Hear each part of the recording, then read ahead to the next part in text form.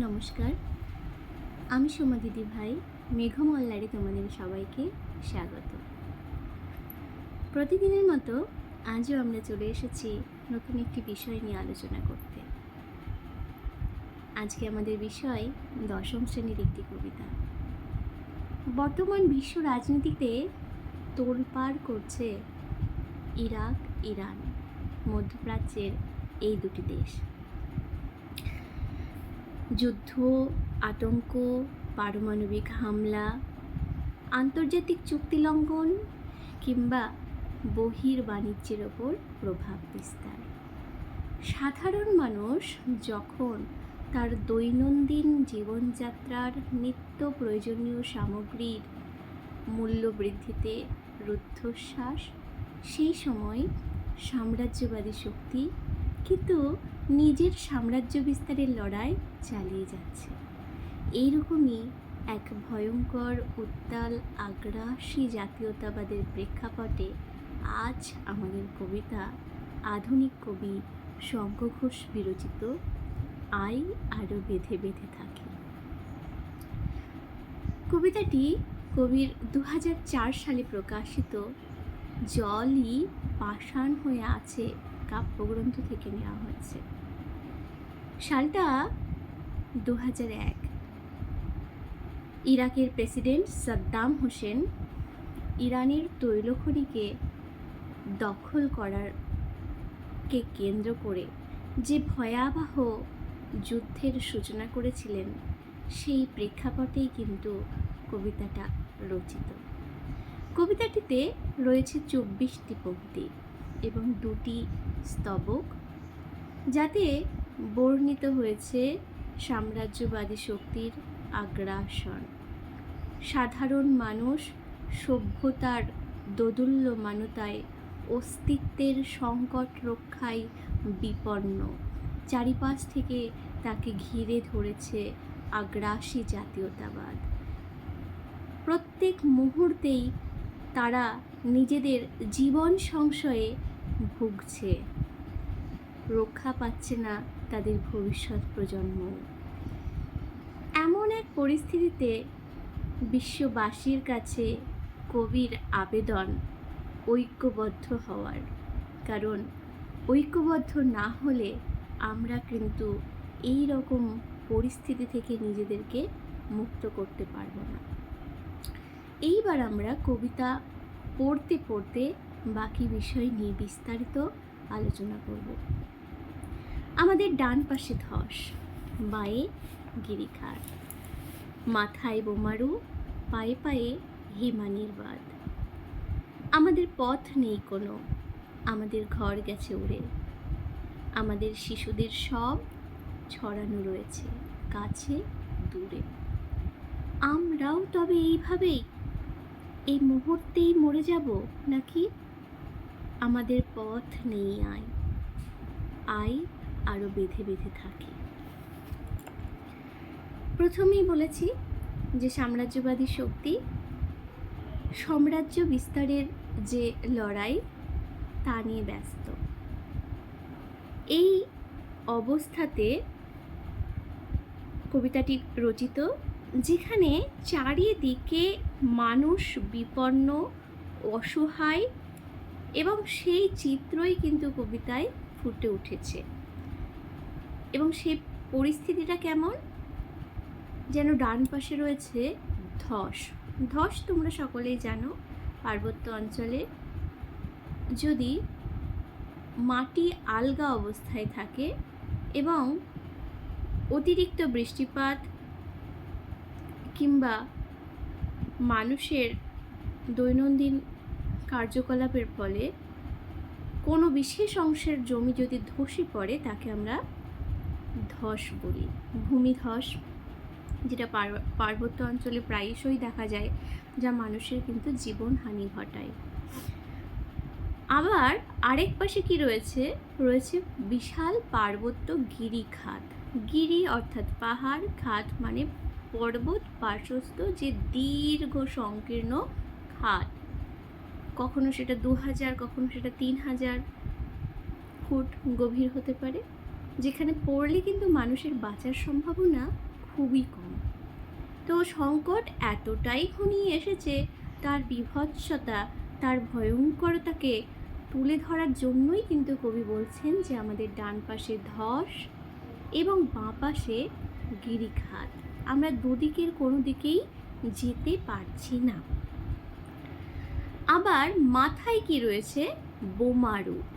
বোমারু অর্থাৎ বোমাযুক্ত আরু, যারা বোমা বিস্ফোরণ করে। তোমরা জানো যুদ্ধের সময় যে সমস্ত বিমান ব্যবহার করা হয়, যুদ্ধ বিমান, যারা সাধারণত আকাশপথ থেকে পারমাণবিক বোমা, এমনি বোমা ভূপৃষ্ঠের মানুষের ওপর ফেলে, যার ফলে কিন্তু তাদের ধ্বংস নিশ্চিত হয়। তো মাথার ওপরেও কিন্তু এই ধরনের ভয়ঙ্কর বিপদ রয়েছে। আর পায়ে পায়ে হিমানির বাঁধ, পায়ে পায়ে মানে প্রত্যেক পদক্ষেপেই হিমানি অর্থাৎ বরফ, বাঁধ অর্থাৎ বরফের তৈরি বাঁধ। এবার বরফের তৈরি বাঁধ কি কখনো চিরস্থায়ী হতে পারে? না, সেটা তো ভূপৃষ্ঠের তাপমাত্রা বাড়ার সাথে সাথে গলে যেতে পারে এবং যে কোনো সময় বাঁধ ধসে যেতে পারে, তাই না? বাঁধের কাজ কি? মানুষকে রক্ষা করা। কিন্তু সেই বাঁধ যদি এরকম অস্থায়ী হয়, ভঙ্গুর কোনো জিনিস দিয়ে গঠিত হয়, তবে তো সেটা মানুষের অস্তিত্বকে রক্ষা করতে ব্যর্থ, তাই না? তো সেই রকমের হিমানির বাঁধ কিন্তু আমাদের পায়ে পায়ে অর্থাৎ প্রত্যেক পদক্ষেপে যেন বিপদ ঘনিয়ে এসেছে। আমাদের পথ নেই কোনো, আমাদের ঘর গেছে উড়ে। এমন অবস্থায় আমাদের কোনো দিকে পালিয়ে বাঁচবার কোনো পথ নেই। এমনকি যুদ্ধজাহাজের যে বোমা ফেলা হয়েছে, তাতে কিন্তু আমাদের আত্মরক্ষার শেষ সম্বল, আশ্রয়ের মাথা গোঁজার শেষ সম্বল, ঘরটুকুও কিন্তু উড়ে গিয়েছে। আমাদের শিশুদের সব ছড়ানো রয়েছে কাছে দূরে। আমাদের ভবিষ্যৎ প্রজন্ম, সন্তান, সন্ততি, যাদের মুখে দেখে আমরা ভবিষ্যতের প্রতীক্ষা করি বা যাদের হাত ধরে আমাদের বাকি জীবনটা আমরা অতিবাহিত করবার চেষ্টা করি, সেই সমস্ত শিশুরা তারা আর বেঁচে নেই। তারা আজ সব দেহে পরিণত হয়েছে। ঠিক যেমন আমরা অসুখী একজনে দেখে এসেছিলাম যে বাড়িরা খুন হলো, ছোটরাও খুন হলো, তাদের কালো বিভৎস মাথাগুলো রাস্তায় ছড়িয়ে ছিটিয়ে রয়েছিল, ঠিক একই রকমভাবে এখানেও কিন্তু ভবিষ্যৎ প্রজন্মের সে শিশু, তারা কিন্তু আজ মৃত। কবি বলছেন হয়তো আর কিছুক্ষণের মধ্যে আমরাও সেই একই রকম মৃত সব দেহে পরিণত হব, এক মুহূর্তেই হয়তো আমরা মরে যাব। এটা কিন্তু কবির মধ্যে সংশয় জাগাচ্ছে, দ্বিধা জাগাচ্ছে। আমাদের পথ নেই কোনো। আবারও কবি একই কথা বলছেন যে আমাদের কিন্তু পালিয়ে বাঁচবার কোনো পথ নেই। যদি আমরা বাঁচতে চাই, এই অবস্থা থেকে, এই বিপর্যস্ত অবস্থা থেকে যদি আমরা রক্ষা পেতে চাই, তাহলে আমাদের এক এবং অদ্বিতীয় উপায় হচ্ছে ঐক্যবদ্ধতা, সঙ্ঘবদ্ধতা। জাতি, ধর্ম, বর্ণের ভেদাভেদ ভুলে গিয়ে সমগ্র বিশ্ববাসীকে একতার মন্ত্রে দীক্ষিত করা। তাই কবি কি বলছেন?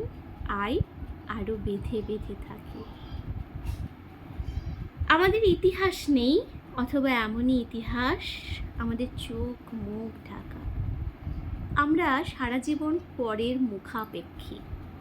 আমরা কখনোই প্রতিবাদী সুর তুলতে পারি না। নিজের অস্তিত্বকে আমরা সংরক্ষণ করতে চাই, বাকিদের যা হচ্ছে হোক না। প্রতিবাদী কণ্ঠ কিন্তু আমাদের নেই, এবং সেই কারণেই কিন্তু কবি বলছেন আমাদের ইতিহাস নেই। ইতিহাস এখানে মানুষের ঐতিহ্যহীনতাকে বোঝাচ্ছে। যুগের পর যুগ, কালের পর কাল ধরে কিন্তু আমরা একই রকম প্রতিবাদহীন, সময়ের স্রোতে গা ঢেলে দেওয়া মানুষ। আমাদের চোখ মুখ ঢাকা, মানে অন্যায় হচ্ছে দেখেও আমরা চোখ মুখ বন্ধ করে সেটাকে মেনে নিই। আমরা ভিখিরি 12 মাস। প্রথমেই বলেছি আমরা পরের মুখাপেক্ষী, অন্যে কী করছে দেখে তারপরে নিজে পদক্ষেপ নিতে চাই। তার মানে কি, আমরা পরের মুখাপেক্ষী অর্থাৎ ভিখিরি। কেউ যদি দয়া করে আমাদের ওপর তবেই আমরা বাঁচব, নইলে বাঁচব না। পৃথিবী হয়তো বেঁচে আছে, কবির মনের মধ্যে এই হেন বিপর্যস্ত অবস্থাতেও কিন্তু একটা ক্ষীণ দীপশিখা জ্বলে রয়েছে। তাই তো সন্দেহসূচক বাক্যে কবি বলেছেন পৃথিবী হয়তো এখনো বেঁচে আছে, কিংবা হয়তো মরে গেছে। আমরা ফিরছি দৌড়ে দৌড়ে। আমরা কি করছি? আমরা এক দরজা থেকে আরেক দরজায় কড়া নেড়ে ফিরছি। কোথাও কিছুই যদি নেই, তবুও তো কজন আছি বাকি। গোটা পৃথিবীর কোথাও কেউ এই অন্যায়ের বিরুদ্ধে প্রতিবাদ করছে না। সবাই পরের মুখাপেক্ষী, ভিখিরির দশা, ঐতিহ্যহীনতায় ভুগছে, আত্মসংশয়তায় ভুগছে। সেই অবস্থাতেও কিন্তু কবি বলছেন আমরা হয়তো কজন বেঁচে রয়েছি। সেই কজন মিলেই যদি আমরা ঐক্যবদ্ধ হই, হাতে হাত রেখে বিপদকে রুখে দাঁড়াই, তাহলে হয়তো এই সংকটময় পরিস্থিতি থেকে আমরা বেরিয়ে আসতে পারবো। আমাদের ভবিষ্যৎ প্রজন্মের জন্য এই পৃথিবীর পঙ্কিল পথকে আমরা বাসযোগ্য করে যেতে পারবো। তাই কবি বলছেন আই আরও হাতে হাত রেখে, আই আরও বেঁধে বেঁধে থাকি।